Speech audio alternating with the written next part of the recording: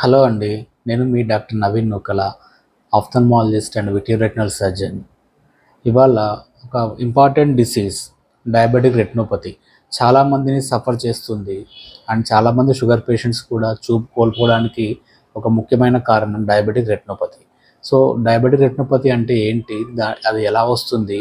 దాని లక్షణాలు ఏముంటాయి? ట్రీట్మెంట్ ఏముంటుంది? అది రాకుండా నివారణగా మనం ఏమేమి చేయవచ్చు అని తెలుసుకుందాం ఇవాళ. సో డయాబెటిక్ రెటినోపతి అనేది మెయిన్గా షుగర్ వల్ల కంటి లోపల నరం అఫెక్ట్ కావడం అనమాట. మనం ఇక్కడ చూస్తే ఇది కంటి మోడల్ అనమాట. ఈ కంటి మోడల్ ఇది ఫ్రంట్ పార్ట్, ఇది బ్యాక్ పార్ట్. ఈ బ్యాక్ పార్ట్లో మనకి కంటి లోపల రెటినా ఉంటుంది. ఆ రెటినాలో బ్లడ్ వెజిల్స్ అన్నీ ఉంటాయి. మీరు చూస్తే ఇందులో రెడ్ కలర్లో ఉన్నాయన్నీ బ్లడ్ వెజిల్స్ అనమాట. సో ఇది నార్మల్ రెటినాలో ఓన్లీ మనకు బ్లడ్ వెజిల్స్ మాత్రమే కనిపిస్తాయి. ఏ బ్లడ్ స్పాట్స్ కానీ, హెమరేజెస్ కానీ, క్లాట్స్ కానీ, ఇంకా వేరే ఎక్స్రేట్స్ లా కానీ ఏం ఫామ్ కాలేదు. సో ఇది నార్మల్ రెటినా అనమాట. నార్మల్ హెల్తీ రెటినా ఇలా ఉంటుంది. బట్ ఎప్పుడైతే ఇది షుగర్ వల్ల ఎఫెక్ట్ అవుతుందో అప్పుడు కొన్ని చేంజెస్ వస్తాయన్నమాట. అవేంటంటే వాటిని మనం మైక్రో అన్యూరిజమ్స్ అంటాము. దాంతోపాటు హార్డ్ ఎక్స్డేట్స్ ఫామ్ అవుతాయి, హెమరేజెస్ వస్తాయి, డాట్ బ్లాడ్ హెమరేజెస్ వస్తాయి, ఇవన్నమాట. ఇది చూస్తే డయాబెటిక్ రెటినోపతి వల్ల అఫెక్ట్ అయిన రెటినా. సో డయాబెటిక్ రెటినోపతి మెయిన్గా 2 టైప్స్ ఉంటుంది. ఎర్లీ స్టేజెస్లో వచ్చేదాన్ని నాన్ ప్రొలిఫరేటివ్ డయాబెటిక్ రెటినోపతి అంటాము. లేట్ స్టేజెస్కి వచ్చిన దాన్ని ప్రొలిఫరేటివ్ డయాబెటిక్ రెటినోపతి అంటాము. సో ముందు వచ్చే నాన్ ప్రొలిఫరేటివ్ స్టేజ్లో లక్షణాలు కానీ, సివియారిటీ కానీ అంత ఎక్కువ ఉండదు. బట్ ఎప్పుడైతే ఈ నాన్ ప్రొలిఫరేటివ్ స్టేజ్ అంటే ఎన్పిడిఆర్ స్టేజ్ని మనం ట్రీట్ చేయమో, లేదంటే మనం షుగర్ని కంట్రోల్ చేయమో, అప్పుడు అది ఆ ప్రొలిఫరేటివ్ డయాబెటిక్ రెటినోపతి స్టేజ్కి వెళ్ళిపోతుంది. సో ఇది ఎన్పిడిఆర్ స్టేజ్. ఇందులో చూస్తే మీరు డిఫరెంట్ హెమరేజెస్ కనిపిస్తున్నాయి. ఈ బ్లడ్ క్లాట్స్ రెడ్ కనిపిస్తున్నాయి కదా ఇందులో, అవన్నీ బ్లడ్ క్లాట్స్ అనమాట రెటినాలో.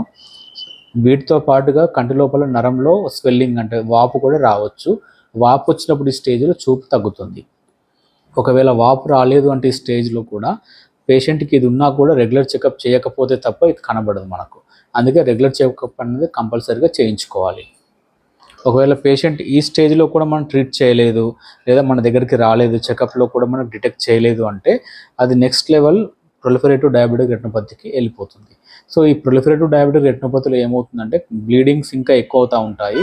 దానివల్ల కంప్లీట్గా హెమరేజెస్ పెరుగుతాయి, బ్లీడింగ్ పెరుగుతుంది, కంటి లోపల నరంలో వాపు పెరుగుతుంది. అండ్ ఈ మధ్యలో ఈ క్యావిటీ ఉంది కదా, మనం దీన్ని విట్రియస్ క్యావిటీ అంటాం అనమాట. ఇందులో విట్రియస్ జెల్ ఉంటుంది. బట్ ఎప్పుడైతే ఇది అడ్వాన్స్ స్టేజ్కి వెళ్తుందో అప్పుడు ఈ చిన్న రక్తనాళాలు కూడా కొత్త రక్తనాళాలు పుట్టుకొచ్చి వాటి నుంచి బ్లీడింగ్ అవుతుందన్నమాట. ఆ హెమరేజ్ మొత్తం వచ్చి బ్లడ్ ఇందులో జమ అవుతుందన్నమాట. దాన్ని మనం విట్రియస్ హెమరేజ్ అంటాము. So once vitreous haemorrhage form అయింది అంటే కంప్లీట్ విజన్ అనేది కనబడదు పేషెంట్కి, ఇంకా కంప్లీట్గా విజన్ అనేది పోతుంది.